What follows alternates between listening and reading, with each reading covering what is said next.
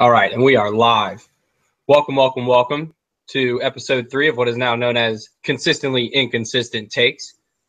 We're recording earlier in the week to tackle some major issues that the sports world is going through and to give you a little quicker Week 3 NFL recap. Joining me today are the usuals. We got Leighton. How's it going, bud? Colin, Michael, Levin, the new name, by the way. We just finished Week 3 of the NFL, and I have no idea what the fuck is going on. Michael, good to see you. We saw Kingsman on Thursday night. We did. How did this weekend of sports treat you? About half and half. College football, not so bad. NFL, Trevor Siemian finally looked like a normal human being against a decent defense. You know, brought him down a notch, but overall, not a horrible weekend in sports. Well, no quick takes this week. We're just going to get right into it. So we're going to roll right into our Week 3 NFL recap, and we're going to roll it in a different way this week. We're going to look at it as comebacks and letdowns. Saw a lot of good comebacks this weekend. We also saw a lot of really good teams that look promising in the first 2 weeks start to show a little fatigue and maybe a little chinks in the armor. We'll lead off with the comebacks. Packers come back to win from 21-7 to win 27-24 in overtime. Rodgers took command in the second half and made a miraculous throw in overtime to set up the who field goal, Michael? Mason Crosby. So is this more of Aaron Rodgers being a bad man? Or is this Cincy being a bad team? What do we think? I think it's a little bit of Cincinnati being a bad team, Colin. If you look at the first couple weeks of the season, they have not looked good. And they finally looked good for about 3 quarters against the Packers. And then all of a sudden, Aaron Rodgers turned into the Aaron Rodgers all of us know. And all of a sudden, that Cincinnati team looked like they did the first 2 weeks. So I'm going to have to disagree with you a little bit here, Michael. So I preface this with saying that it's Week 3, and I don't know anything about the NFL. But I lied. There's 3 things I know about the NFL. 1, the Chiefs are dope. 2, Tom Brady is fucking Tom Brady. And 3, Aaron Rodgers is Aaron Godgers. And that's what I saw this 4:30 game, 4:25 kickoff. Bengals looked a lot better than they looked the first 2 games. Played well on both sides of the ball. Andy Dalton was finally making strikes. Finally got a little bit of time in the pocket there. Bill Lazor changed things up on offense, more creativity. Finally decided to lead with Joe Mixon and then throw in a little bit of Jeremy Hill, a little bit of Gio Bernard instead of just rotate. There was finally some fucking consistency going on. Aaron Rodgers, the 4th quarter. That's his time. Game. Pac-Man. Well, I'm going to have to agree with Leighton. It looks like A-Rod is back to his old ways, and he's looking almost like a Peyton Manning and now Tom Brady, where it doesn't matter who's on the field. It just matters that he's on the field and he can get the ball where you need to be able to make a play on it. And as long as he's putting guys in position to make a play, that's the football that you need to be playing. You don't need to be forcing into these receivers. You need to be making the right football play. And I don't think there's anybody better in the NFL than making a right football play that I would want in the 4th quarter than Aaron Rodgers. Maybe Tom Brady. But Aaron Rodgers for me right now, with his ability to when the pocket breaks down and he can come out and he can shake it out and he can get you that 5-6 yards and make it instead of a 3rd and 12, it's a 3rd and 3 and it's manageable, and he's really good at getting them back in a position to where they can make strides in coming back better than most teams are equipped to come back. But I mentioned Tom Brady, and he also did Tom Brady things.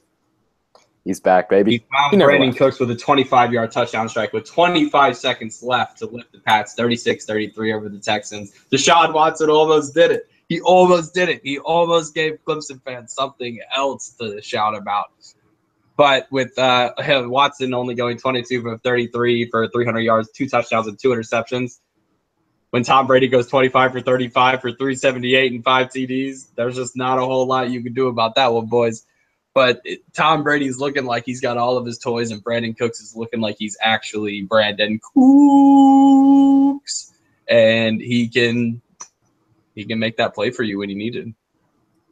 But this game was so confusing for me. Did you guys see the finish of that game? Yeah.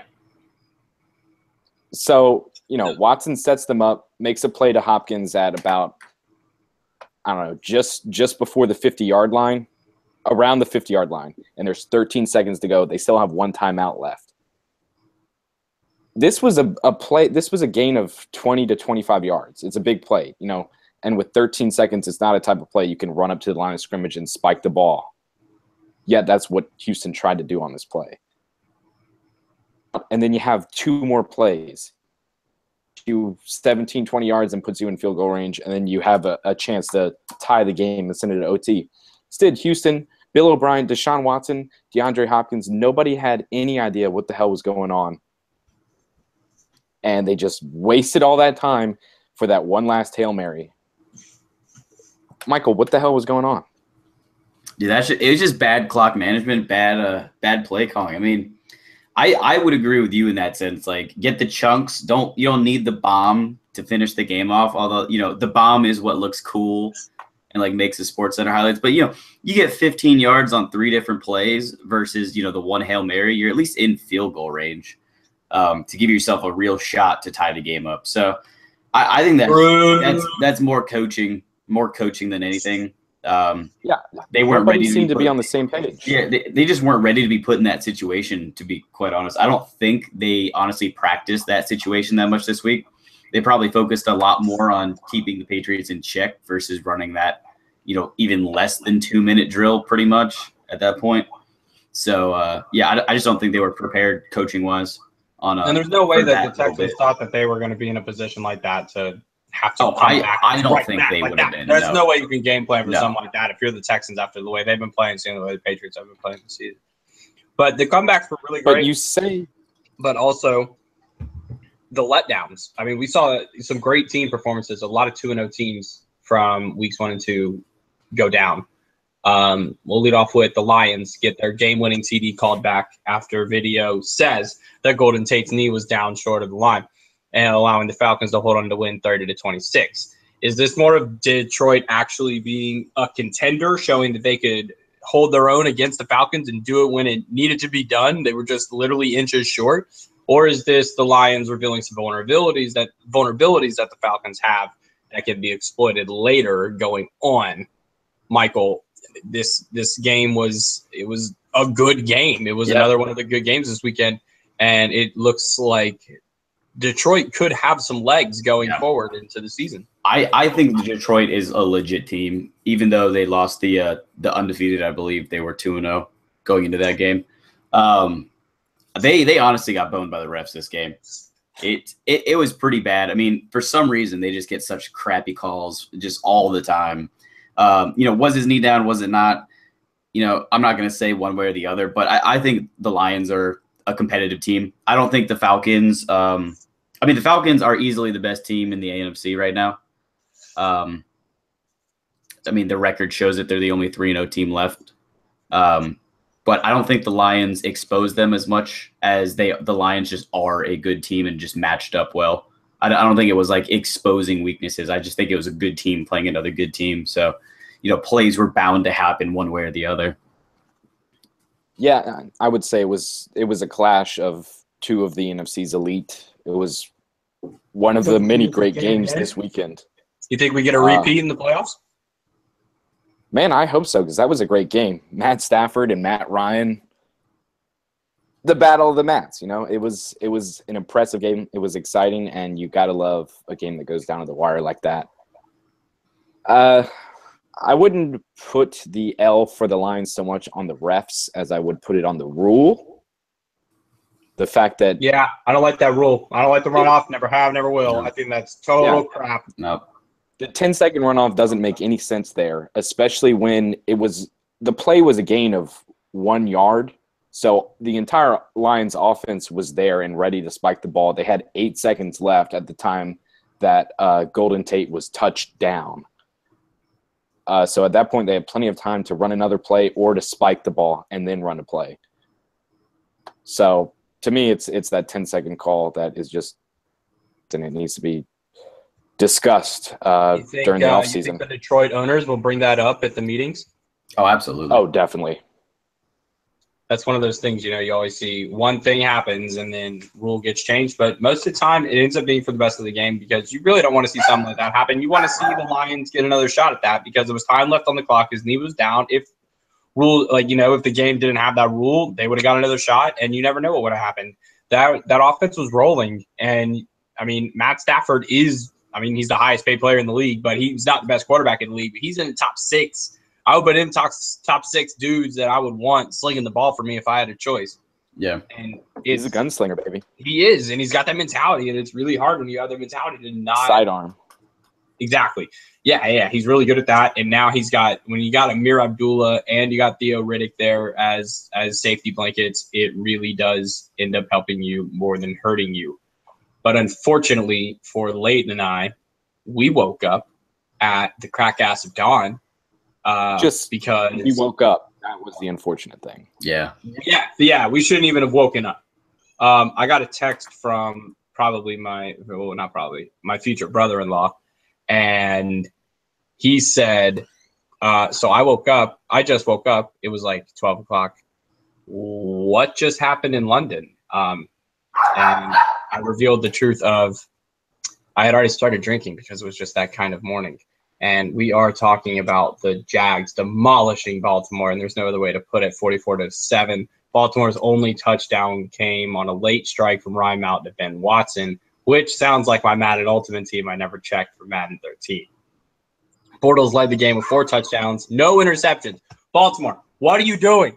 You were so good on defense, and then all of a sudden, Blake Bortles is your kryptonite? Are you kidding me? Blake Bortles? Are you joking?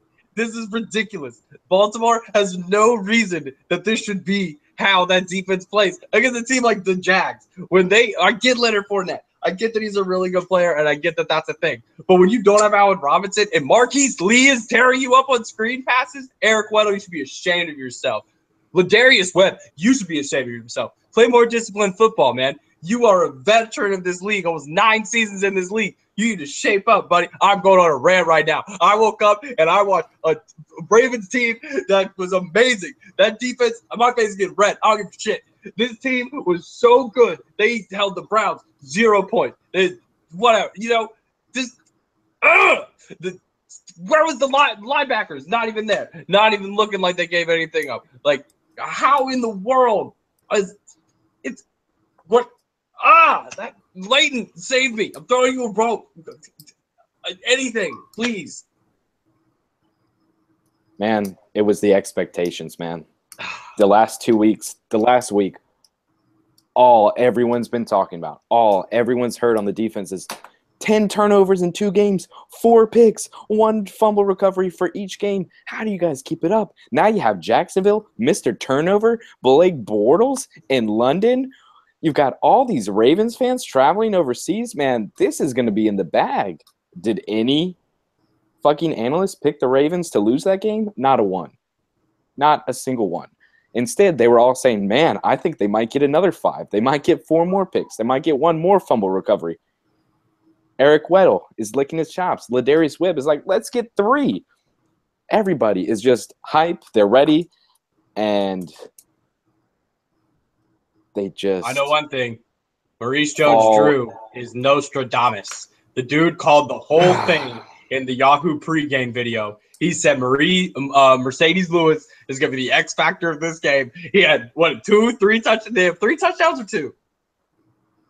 He had 3 touchdowns. 3 touchdowns. Mercedes Lewis doesn't have a single catch the entire season and then has 3 touchdowns on this Ravens defense. Are you kidding me, Baltimore? I don't think. Come on. If you have the Steelers next weekend, what are you thinking? You let this Jags team come on. Oh, my gosh. Ugh.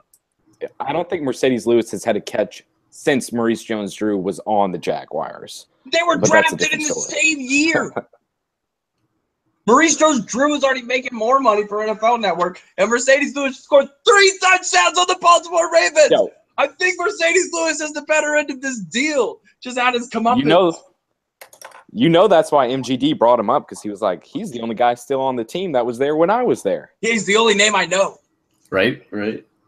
But Michael, save us. Save us, please. Dude, I got can't. nothing. I got nothing to There's save you. My team, I can't even use my team to save you because my team fucking shit the bed too. I mean, it was another bad weekend for the Broncos as well as the Ravens. So, Colin, please tell us about the great Ravens offense display. Oh, the great Ravens offense. Okay, so let me break this down for you. Joe Flacco was garbage.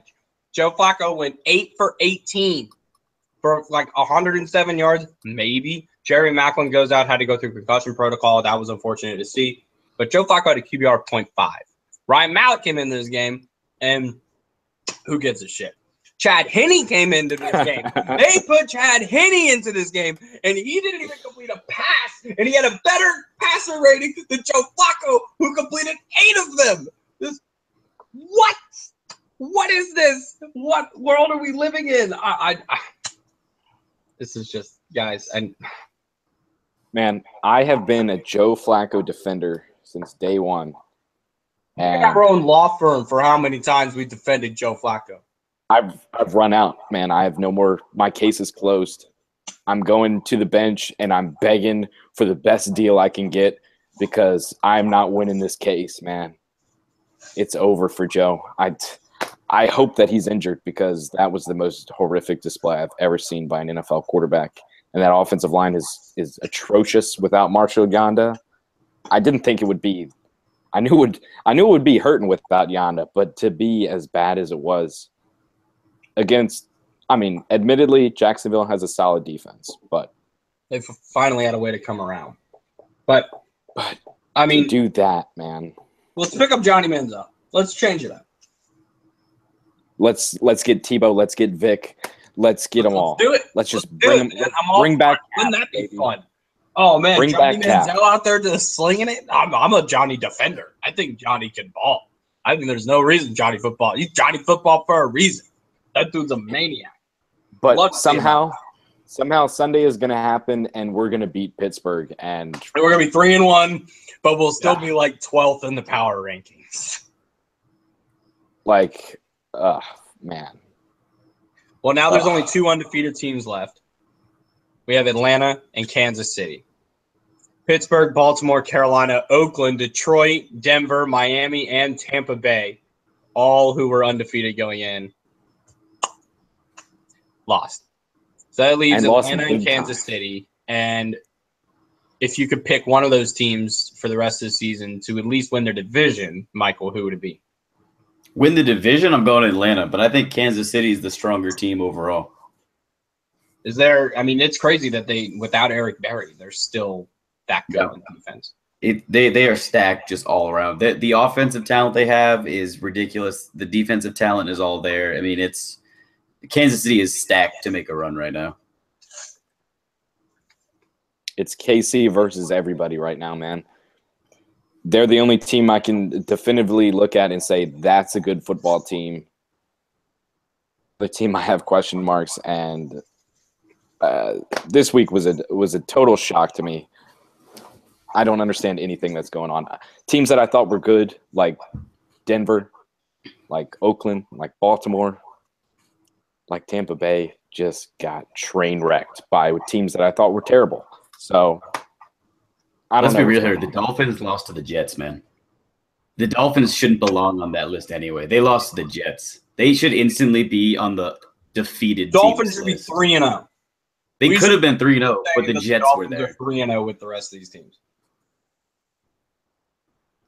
Yeah. But I don't know if they should be. Week 3 provided us with probably the best week of football we've had in a couple of years in terms of like great games all stacked up on top of each other. But this sports weekend was also clouded with other things going on. For once, the sports and political world have crossed, and for a reason that most of us probably don't want to see. Well, a lot of talk has been going of whether the Warriors would attend would they accept their invitation to the White House for their championship victory in June. Steph Curry came out on Friday and said that he would not attend. And then President Trump took to Twitter and took back the invitation, and basically said, "Oh, well, you're not invited anyways." Basically, like, "Oh, well, whatever. I don't want you here anyways." And then Saturday night, Trump held a rally and called any player that knelt during the national anthem a, quote, son of a bitch. NFL Twitter proceeds to erupt. Basically, every person who was any person was giving their 2 cents. And then Sunday, this resulted in teams, and tonight, teams decide to react with various pregame demonstrations, ranging from the Ravens players locking arms and kneeling to the Seahawks and the Steelers not even being on the field during the national anthem. So politics broke their way into what is usually our escapism. Sports is usually our time to forget about what's going on at work or school or, problems that are going on. You can just sit down, watch your team, and escape from whatever is going on in your life. And now what's been going on in everybody's lives has now invaded our sports life. And it's kind of interesting to see that the sports world really stuck together. There was no real breakage in how everybody decided to react. The owners came out and condoning it. Never really didn't go as far as using the president's name in any of their reports, but came out with various statements ranging in length from ones this tiny to ones this big. And it's just sad to see that this is kind of where we're at right now, and this is what we're dealing with. But guys, feel free to jump in and just tell me what how this affected you, and if and where you see this going forward. I mean, I just can't believe it's drawn out this long. I mean, the flag protest has. I mean, did Cap start that week 1 last year, or was that week 1? Okay, so it's been going on for a year and 2 weeks now. I'm at a loss for words. I can't believe it's dragged out this long. I can't believe that the two sides can't figure out why this is happening and can't seem to agree on something. I mean,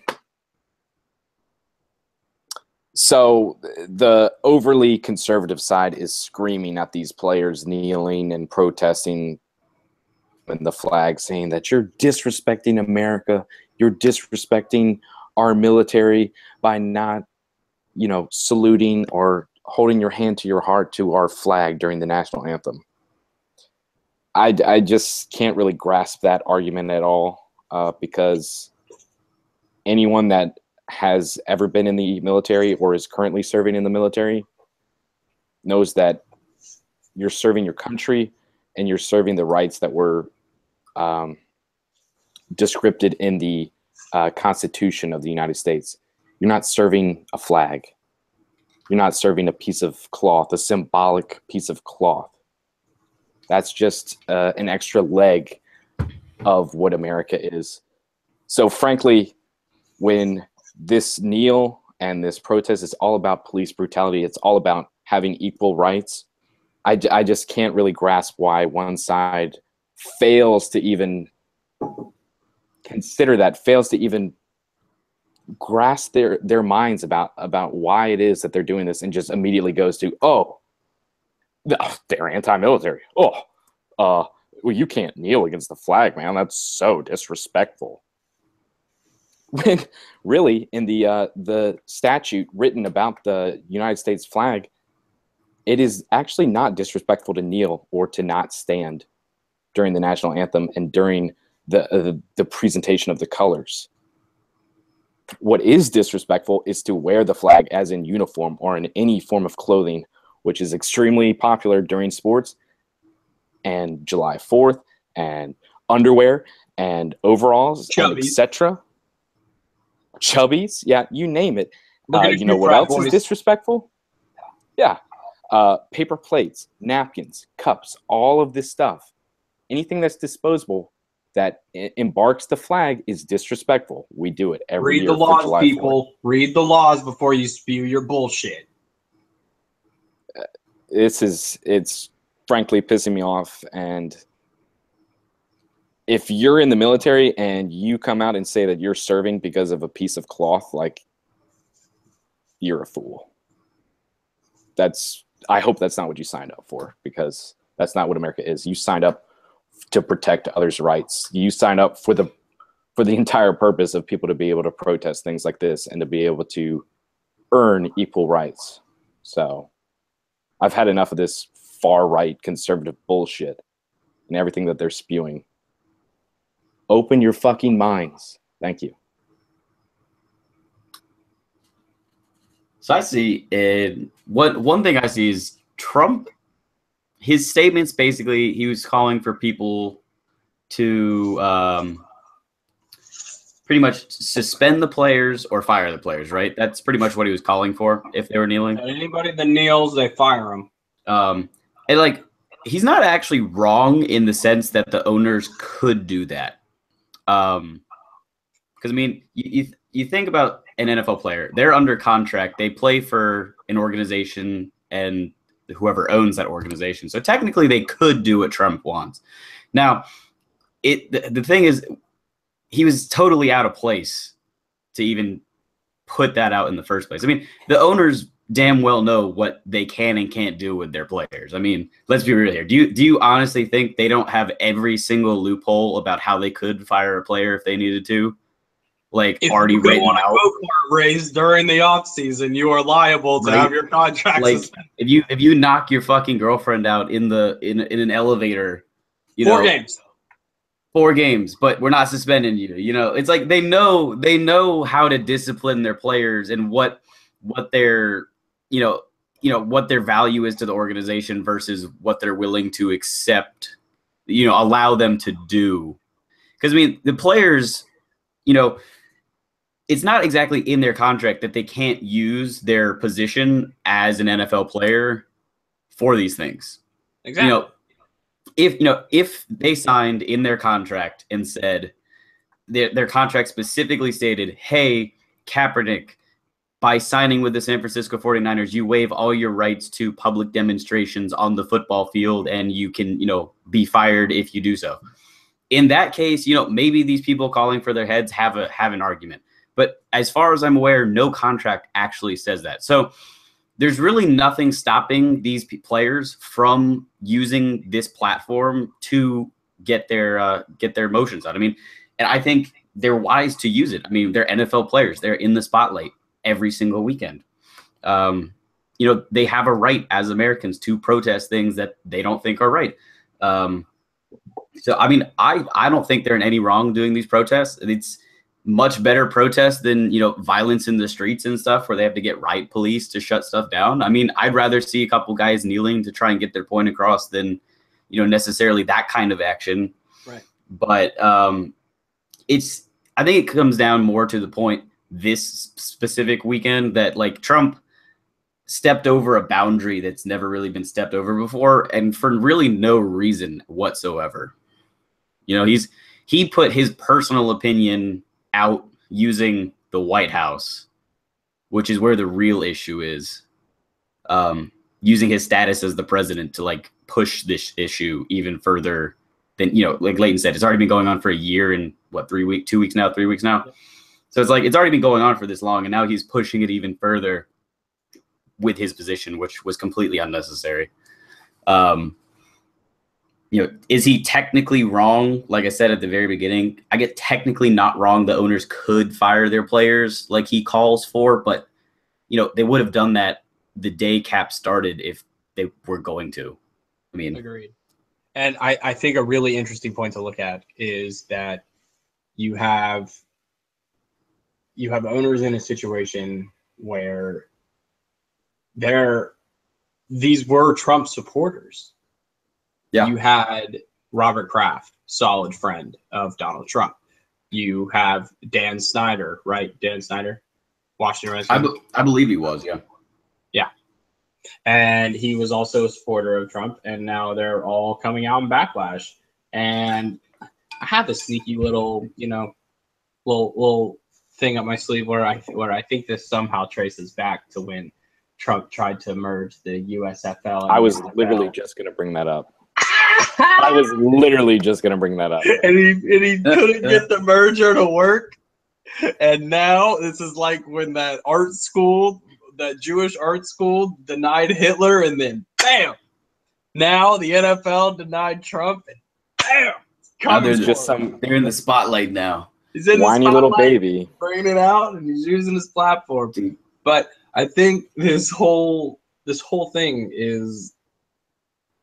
It's like you were saying, Leighton. It's one side not even. It's one side hearing nothing from the other side. not even opening their ears at all. They're just Right. looking. So They're they using their just eyes. see their opinion as the only thing to talk about, and it's so infuriating that you won't even have a different conversation. You just only have one type of conversation that leads to these people being disrespectful and ungrateful, and they're using their platform to in every right do something that they should do, because the things that they're fighting for are things that need to be fought for. And if people, I mean, how many tens of millions of people watch NFL games? You have 32 NFL teams all playing this week, and if a million people from each city were watching a game for the team, so at least 30 million people were watching this, and the message got across. You don't, and it's working. It might not have started in the right way. It really is just seemed like, oh, Trump was sitting up at 3 a.m. and it's like, I've been fucking with Steph Curry. Blah, blah, blah, blah, blah. Oh, let's see who I can mess with now. No, let's call these NFL players sons of bitches. Let's see how this rolls. And But isn't it amazing how Trump has a tweet for every situation that he gets himself the one into? that he said about the Redskins. The Redskins.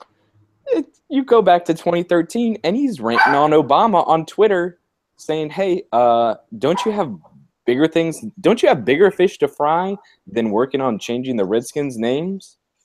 Hey, Donald, don't you have bigger fish to fry than worrying about a couple players taking a knee on Sunday? What about your Rocket Man? Dude, is this just a long con by the man in the red hat to bring America together in unison? Is he playing the long con right now? Like 4 years from now, he's gonna come out and be like, "I showed all you motherfuckers. I put on the bad man, the bad man mask, and you turned into the mystery machine crew, and you solved the mystery."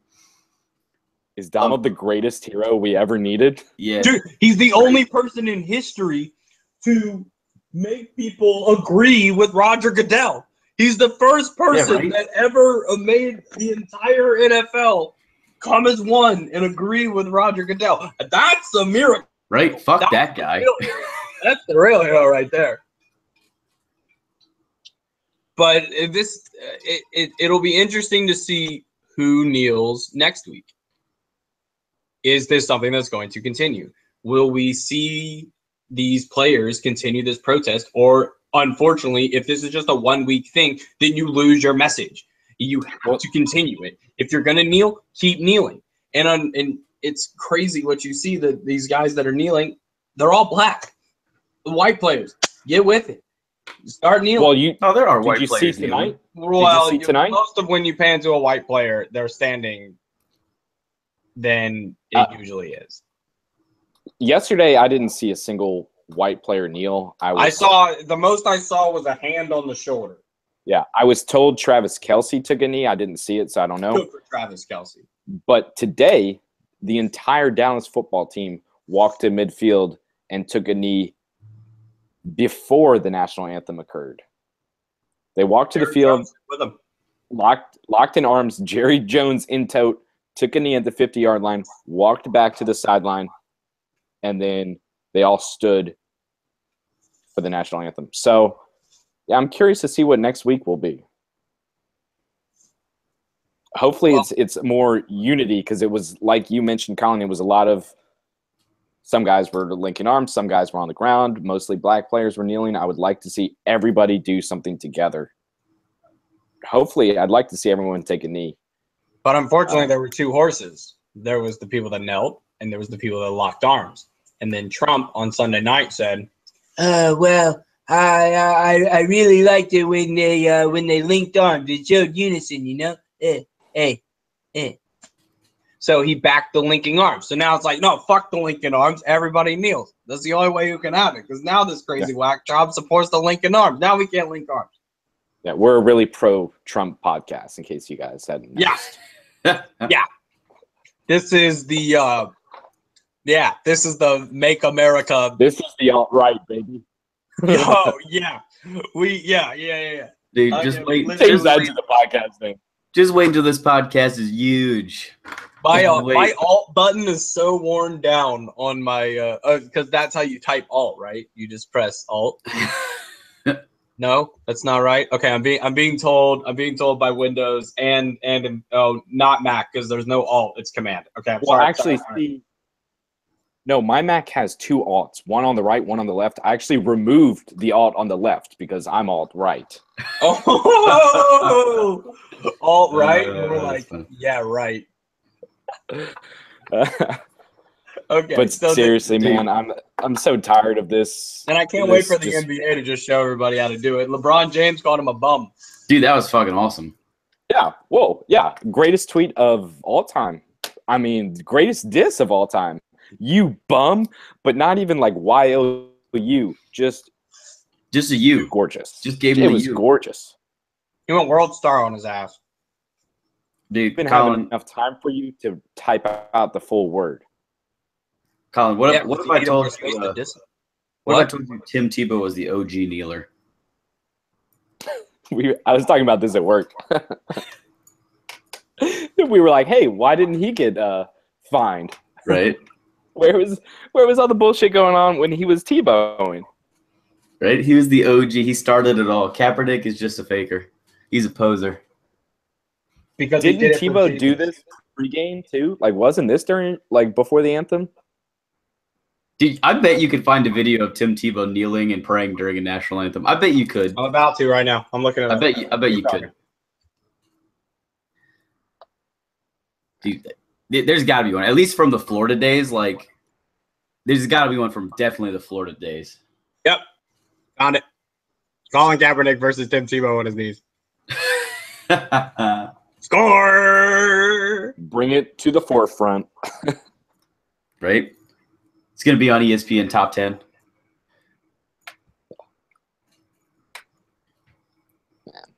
I'm pretty sure. How can you disrespect an inanimate object? Just going to say that. But I think it's going to be really interesting. Disrespect a flag. Nah, it's just ridiculous. I'm really over it, and unfortunately, this is going to turn out to the NBA season. So NBA preseason starts in 5 days. How about all those conservatives who were hanging the flag upside down when Obama got reelected? Well, they're still carrying around their Confederate flag. Disrespecting the flag? See, for them, that's not their flag. Their flag is red. It's red, white, and blue, but with a little bit of a different design. It looks more like North Korea's to me. Damn. Sorry. Well, the NFL, it was an interesting week. And speaking of the NBA, it was NBA Media Days today. And this might be the craziest September weekend in NBA history because Carmelo's out of New York. He did it. He escaped. Sam Presti escaped the prison. Is a god. He did it. He literally went to the best situation possible for the creation of the OK3 with Paul George, Russell Westbrook, and now Carmelo Anthony. The Oklahoma City Thunder are unfortunately the second best team now in the Western Conference. Golden State Warriors, still the best team. Guys, there's no comparison. But the depth that they had to give up it'll be interesting to see if they add any vets later on in the season to see if there's anything that they can do to bolster up because that bench right now is very dry. You lost Cantor, you lost Doug McDermott, and now Still, but that's depth. And now you're dealing with maybe just Anthony Morrow. I don't even know if he's on the team anymore. And Cameron Payne. No, Cameron Payne. You're forgetting about the best free agent signing in terms of contract value, Pat Patterson. 3 years, $60 million, 3-and-D wing. And a very good 3-and-D wing. I think he can play the 5 too. Sam Presti is phenomenal, man. The way that he can draft, the signings he's been getting, wooing Paul George, or making the trade for Paul George, making the trade for Carmelo Anthony is impressive. And that Patrick... If he showed anything, is that how does Russell say no? Like, Russell, he's done everything to Russell to say, like, yo, I'm here to ball. Are you here to ball? Because I'm doing my job. Can you do your job?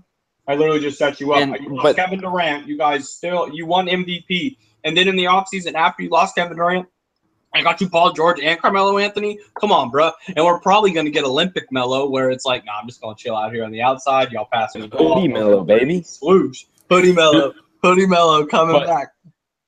And this team Enes Kanter, like, it's him go because he's such an awesome guy and no more stash bros. But really, I think he was a little bit of a liability just because they had to figure out a way to supplement his playing time with Steven Adams. Steven Adams is a much better defender and rebounder and a better pick-and-roll player. Kanter is pretty much strictly post-score and mid-range jumper kind of guy. I think they're going to be much improved without having to give him minutes. Melo and Patrick Patterson can both play the 4 and probably see a little bit of time at the 5. I mean, we were talking NBA last week, and I said OKC would be in the Western Conference Finals as long as sign with Houston. He didn't, though. He did. Well, he didn't. He signed with OKC, so that even further. The Thunder are going to be awesome. I'm so excited to watch this. Attention for Dwayne Wade because Dwayne Wade got bought out by the Bulls, which that would be insane. Imagine that, Michael. With that team, I think that team could beat the Warriors if you had Dwayne Wade to the. I mean, if that team comes to fruition, can we just make the NBA Finals the Western Conference Finals? I mean, well, yes. Is that basically what it is? Is like, are the Cavs now 3rd in the nation if that team comes to fruition? Oh, for sure. Oh, yeah. So it's just whoever going to the Cavs. Right. It's like whoever wins the. I mean, he's going to the Cavs because LeBron and him are just all day long. He did work out with Paul George all summer though. Just saw that working with Paul George. I mean, but like realistically, where else is he going to go besides one of those two teams? I mean, if the man probably wants to win championships. I don't know if he's come out and said, "Yo, I just want to go win championships now." He can go back to Miami. I mean, if he goes back to Miami, he'll be the hometown hero again. He is but they already said in Miami he's going to come off the bench for him. He's going to want to start. Wouldn't he also be coming off the bench at OKC? Yeah. So the only place he's going to start at is going to be Cleveland. Yeah, no, he would start for the Thunder. You think so? Roberson. I think they'd be better off starting Roberson and then bringing Wade in to score some points off the bench. I see it differently than I do. Trash. Yeah. But this D-Wade thing makes okay. Season, what? D-Wade might start, but Roberson is going to get more minutes, man, especially in games that count. I agree with that. So with this, does this change your Western Conference pick for the season? I still got Golden State and I believe I said Golden State and OKC last week, so I would definitely stick with that. Even if D-Wade somehow went to Houston or something like that, I still think OKC would be the better team. But yeah, that would still be my Western Conference Finals. And if he goes to Cleveland, does this change your pick for the finals overall? Does that give them a legit shot at beating the Warriors? No, I think the Warriors are still the clear favorites. Attaboy. Layden, what about you? I picked Oklahoma City to also go to the finals, like I said, our Western Conference Finals, unless Melo went to Houston. He went to Oklahoma City. But, Michael, I've got a little question for you, buddy. Ooh. Even though I also picked the Thunder, did you know that the Thunder now have 3 of the top 10 isolation scorers in the NBA from last year? That's interesting. Did you know there's only one basketball? That's a very good point. Russell can't put up those numbers he did last year if he's keeping the ball that much. No, it's very simple. It's very simple. Russ just drops it down from 44 to a solid 29 points a game. Then he spreads those other points he would have scored around his assists, and they'll be wide open threes to Melo. And it's good. They just need to go back and watch all the Olympic tapes of Melo. Olympic Melo is one of the top, maybe 20 greatest basketball players of all time. And if he comes out, Russ's efficiency is going to be sky high this year. It's ridiculous. Like, I might have to get the league pass just to watch all of them because I can't wait until. Can they just have a channel dedicated to watching Russell Westbrook every week? I would. Not even just the OKC games, just a camera on Russ the entire time. I want 2K view. Let's get Russell Westbrook some VR contact lenses, and he puts them in, and it gives us a live stream of his view, and we're all watching in our virtual reality glasses. Live stream Bleacher Report. What's that little segment that Bleacher Report does? I don't know. Where it's like the players. Oh, the Players Tribune? No. It's the Bleacher Report thing where the players just say what they want. Oh, uninterrupted. Yeah, just 24/7 live stream Russell Westbrook. And he said he never repeats an outfit ever. Imagine that. You, one, have enough money that you can do that. That sounds nice. And two, you can actually just have a different outfit every day. That's something. And imagine if he has 3 different outfits a day. That's insane. That's something Dion would say. That is something Dion would say. Well, guys, we went off the rails a little bit there at the end, but I think this wraps up the 3rd episode of our sports podcast, but now the 1st episode of Consistently Inconsistent Takes. This weekend, guys, all you viewers out there, we will be having a live, all 3 of us together in the same place, recording for the very first time. You can find that Saturday sometime after South Carolina hopefully wins to Texas A&M, against Texas A&M. Hopefully.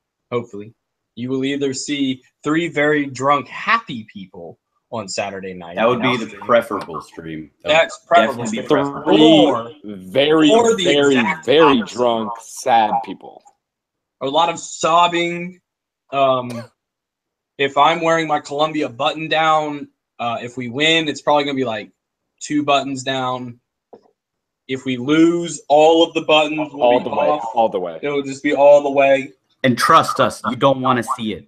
You don't want to see it. For the Gamecocks. Root for the Gamecocks. Give them your spirit energy, whatever you need to do. Throw those Spurs up, whatever you got to do.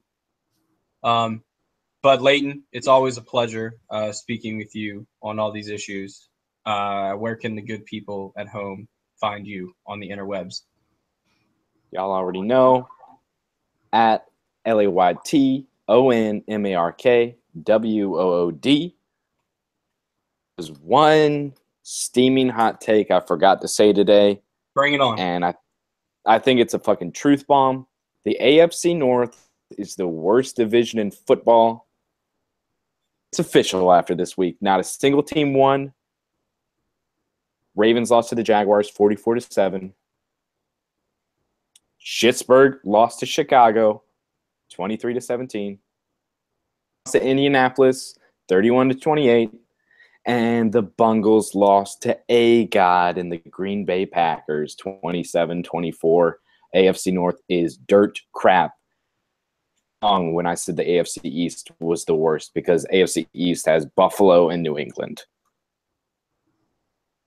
AFC North sucks. Out. Michael? You can find your resident Broncos fan at Chunky Taco capital C, capital T on all of the social media.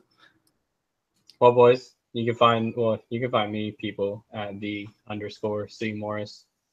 And you can find this and all the other soon-to-be shows on this podcast network at Togerstock Pod on all the things, the YouTube and the Twitters.